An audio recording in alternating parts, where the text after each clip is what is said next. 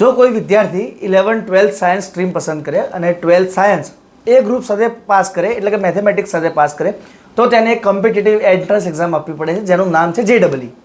અને જો કોઈ વિદ્યાર્થી 12 સાયન્સ બાયોલોજી એટલે કે બી ગ્રુપ સાથે પાસ કરે તો તેને એક એન્ટ્રન્સ એક્ઝામ આપવી પડે જેનું નામ છે NEET. હવે જો કોઈ વિદ્યાર્થીને MBBS કોલેજમાં એડમિશન લેવું હોય તો તેની NEET ક્લિયર હોવી કમ્પલસરી છે. માટે આમ કહી શકીએ આપણે કે ઇન્ડિયાના કોઈ પણ ડૉક્ટરની પહેલી કસોટી એટલે કે NEET છે. પરંતુ NEET 2024માં એક મોટી ધાંધલી થઈ છે, જેના કારણે દેશભરમાં વિરોધ થઈ રહ્યો છે અને દેશભરમાં એક માંગ ઉઠી રહી છે કે NEET 2024 કેન્સલ કરવામાં આવે અને રીએક્ઝામિનેશન કરવામાં આવે. તો શું થઈ છે આ ધાંધલી અને શું કામ આટલી ઉગ્ર માંગ ઉઠી રહી છે તેના વિશે આ વિડીયોમાં વિસ્તૃતમાં વાત કરવી છે.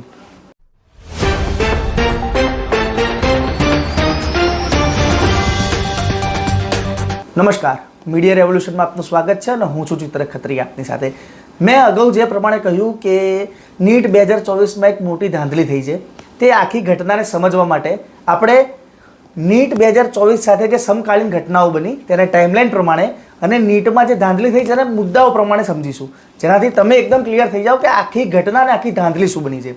તો આપણે સૌથી પહેલાં NEET બેઝિકલી શું છે તેના વિશે સમજીએ. તો NEET એક એન્ટ્રન્સ એક્ઝામ છે. જે કોઈ વિદ્યાર્થીએ 12 સાયન્સ બી ગ્રુપ સાથે પાસ કર્યું હોય તેને મેડિકલ ફિલ્ડમાં આગળ જવું હોય તો NEET જે એન્ટ્રન્સ એક્ઝામ છે તે ક્લિયર કરવી કમ્પલસરી છે. NEET એ આખી OMR બેઝડ એક્ઝામ હોય છે. 180 સવાલ હોય છે જે OMR બેઝડ હોય છે. 180 સવાલમાંથી જો તમે એક સવાલનો જવાબ સાચો આપો તો તમને +4 માર્કિંગ મળે છે અને જો તમે એક સવાલનો જવાબ ખોટો આપો તો તમને -5 માર્કિંગ મળે છે. ટૂંકમાં 180 સવાલ ના જો તમે સાચા જવાબ આપો તો તમને કુલ 720 ગુણ મળે છે. આ વાત આપણે શું કામ કરીએ છીએ તે તમને વિડીયોમાં આગળ જઈને સમજાશે. હવે બીજો મુદ્દો એ છે કે 5 મેના રોજ NEET 2024ની એક્ઝામ યોજાઈ હતી અને 5 મેના રોજ પટના પોલીસને જાણકારી મળે છે અને તે 13 આરોપીઓને ઝડપી પાડે છે. આ 13 આરોપીઓ સાથે NEET એક્ઝામ પેપરને લગતા ડોક્યુમેન્ટ્સ તથા બ્લેન્ક ચેક્સ પણ હતા અને આગળ પૂછપરછ કરતાં ખબર પડે છે કે તેઓએ NEETનું પેપર લીક કર્યું હતું અને 30, 40, 50 લાખ જેટલી માતબર રકમ લઈ અને NEETનું પેપરની કોપીઝ વિદ્યાર્થીઓને આપતા હતા. આ 13 આરોપીઓને પટના પોલીસ ઝડપી પાડે છે. મુદ્દા નંબર 3, NEETની પરીક્ષા લેવાઈ ગઈ હોય છે અને રિઝલ્ટ જે સ્કેડ્યુલ થયું હોય છે એ 14 જૂનના રોજ થયું હોય છે, પરંતુ NTA જે દિવસે દેશનું ભાવિ નક્કી થતું હોય છે એટલે કે 4 જૂનના રોજ જ્યારે લોકસભા ઇલેક્શનનું રિઝલ્ટ ડિક્લેર થતું હતું ત્યારે જ NTA NEETનું રિઝલ્ટ પણ ડિક્લેર કરી દે છે.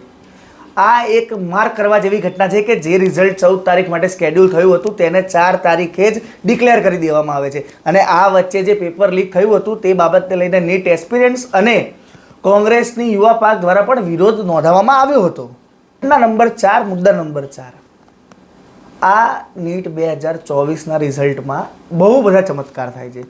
આ ચમત્કારો પૈકીનો એક ચમત્કાર હોય છે કે NEET એસ્પિરન્ટ્સમાંથી 63 વિદ્યાર્થીઓને 720 માંથી 720 ગુણ મળે છે અને સાથે સાથે કેટલાક વિદ્યાર્થીઓ અને જેની સંખ્યા અંદાજે 1563 છે એટલા વિદ્યાર્થીઓને 717, 718, 719 જેવા માર્ક મળે છે. હવે મેં જે પ્રમાણે અગાઉ જણાવ્યું હતું કે જો તમે બધા સવાલ એટેમ્પ કરો અને બધા સવાલ સાચા પડે તો તમારા 720માંથી 720 માર્ક આવી જાય. પરંતુ જો તમે એક સવાલ છોડી દીધો તો તમારા 716 માર્ક આવશે, કારણ કે એક સવાલ તમે છોડી દીધો છે અને 179 સવાલના જવાબ તમે સાચા આપ્યા છે. તો 179 × 4 એટલે કે 716. પરંતુ જો તમે 180 ને 180 સવાલ અટેમ્પ કર્યા છે અને તેમાંથી જો એક સવાલનો જવાબ ખોટો પડ્યો છે તો તમારા 715 માર્ક્સ આવશે, કારણ કે 179 × 4 = 716. પણ એક જે જવાબ ખોટો પડ્યો તેના -5 એટલે કે -1 માર્કિંગ એટલે કે 715 માર્ક્સ. અને આ જે માર્ક્સ હોય છે તે ધીરે ધીરે ઉજાગર થાય છે, કારણ કે વિદ્યાર્થીઓ પહેલાં તો પોતાનું રિઝલ્ટ જોવાના છે. જે કોચિંગ ઇન્સ્ટિટ્યૂટ છે તે પણ પહેલાં પોતાના વિદ્યાર્થીઓનું રિઝલ્ટ જોવાના છે. પણ જેમ જેમ સમય જાય છે તેમ તેમ લોકોના રિઝલ્ટ્સ બહાર આવે છે, જે ટોપર્સ હોય છે તે બહાર આવે છે અને ત્યારે સ્ટુડન્ટ્સ અને કોચિંગ ક્લાસીસ નોટિસ કરે છે કે કેટલાક વિદ્યાર્થીઓના 717, 718 માર્ક્સ આવ્યા છે. અને આ માર્ક્સ જોતા સાથે વિદ્યાર્થીઓનો અને કોચિંગ ઇન્સ્ટિટ્યૂટનો ગુસ્સો ફાટી નીકળે છે.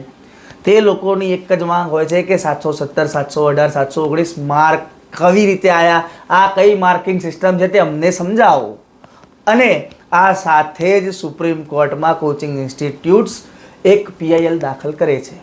આ PIL દાખલ થાય છે NTA નેશનલ ટેસ્ટિંગ એજન્સીના તાબા હેઠળ જ એક્ઝામ લેવામાં આવી હતી. તેના કારણે NTA જવાબ આપવો પડશે અને જ્યારે હિયરિંગ થાય છે ત્યારે NTA જવાબ આપે છે કે અમારા માટે તો વિદ્યાર્થીઓના સાચા જવાબ માયને રાખે છે, પરંતુ તેમની થિંકિંગ પ્રોસેસ વધારે માયને રાખે છે, એટલે અમે તેમને 4, 5, 10 ગુણ ગ્રેસના આપ્યા છે. અને આ બાબતને લઈને વિદ્યાર્થીઓમાં વધારે ગુસ્સો જોવા મળે છે. પછી એને સિવાય દેશભરમાં આંદોલન કરે છે અને NTA પર CBIની તપાસ થાય તેવી માંગ કરે છે. આ બાદ એક હાસ્યાસ્પદ ઘટના સામે આવે છે કે NTAમાં જે ધાંધલી થઈ છે તેની તપાસ NTA જ કરશે. અને ત્યારબાદ આજના દિવસે સુપ્રીમ કોર્ટમાં આ બાબતને લઈને સુનાવણી હતી અને NTAએ ક્લિયર કર્યું છે કે જે 1563 વિદ્યાર્થીઓને ગ્રેસ માર્ક્સ આપ્યા છે તેમની માર્કશીટ અમે રદ કરીએ છીએ. તેમની ફરી એકવાર એક્ઝામ 27 જૂનના દિવસે લેવાશે.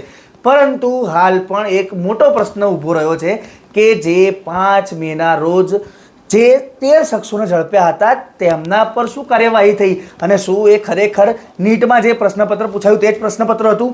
આ પ્રશ્નપત્રને ક્રોસ ચેક કરવામાં માત્ર 10 થી 15 મિનિટ જાય, કારણ કે જે પેપર બનાવટ થયું હતું આરોપીઓ પાસેથી અને જે નીટમાં પ્રશ્નપત્ર પૂછાયું હતું તેને ટેલી કરતાં મેક્સિમમ 10 મિનિટ થાય. પણ આ પ્રશ્નનો જવાબ હજી સુધી મળ્યો નથી અને આ બાબતે શિક્ષણ મંત્રીએ પણ એક સ્ટેટમેન્ટ આપ્યું છે કે વિદ્યાર્થીઓ અને જે વિપક્ષના નેતાઓ છે તે આ બધી અફવા ફેલાવવાનું બંધ કરો. હજી સુધી પુરવાર થયું નથી કે આ નીટનું પેપર લીક થયું હતું. આ બધી જ ઘટનાઓ દરમિયાન વિદ્યાર્થીઓની એક મોટી માંગ ઊભી થઈ હતી કે નીટની એક્ઝામ કેન્સલ કરવામાં આવે, રદ કરવામાં આવે અને રીએક્ઝામિનેશન કરવામાં આવે. પરંતુ સુપ્રીમ કોર્ટે એ વસ્તુ પર ધ્યાનમાં લીધી કે 26 લાખ વિદ્યાર્થીઓની રીએક્ઝામિનેશનની વાત છે, માટે તેમણે કહ્યું કે હજી સુધી પુરવાર નથી થયું કે પેપર લીક થયું છે. તેના કારણે અમે હાલ એવો આદેશ નથી આપતા કે રીએક્ઝામિનેશન થાય, પરંતુ અમે એવું પણ નથી કહેતા કે રીએક્ઝામિનેશન નહીં થાય. જો આ પેપર લીક પુરવાર થશે તો આગળની સુનવાઈમાં અમે આ વસ્તુને કન્સિડર કરીશું. અને હવે આ નીટના મુદ્દાને લઈ અને બીજી સુનાવણી 8 જુલાઈના રોજ થવાની છે. તો આ નીટની જે ધાંધલી થઈ છે તેની અપડેટ્સ માટે, જે 13 શખ્સો પકડાયા છે તેમની સાથે આગળ શું કાર્યવાહી થાય છે તેની અપડેટ્સ માટે 8 જુલાઈના રોજ જે સુનાવણી થવા જઈ રહી છે તેના અપડેટ્સ માટે મીડિયા રેવોલ્યુશનને હાલ જ સબસ્ક્રાઈબ કરી દો. લાઇક અને શેર કરવાનું ભૂલશો નહીં. આ જ પ્રકારના ડિટેલ્ડ એનાલિસિસ વિડીયો સાથે ફરી એકવાર મળીશું. ત્યાં સુધી મને મારા સાથે જયદેવને રજા આપશો. નમસ્કાર.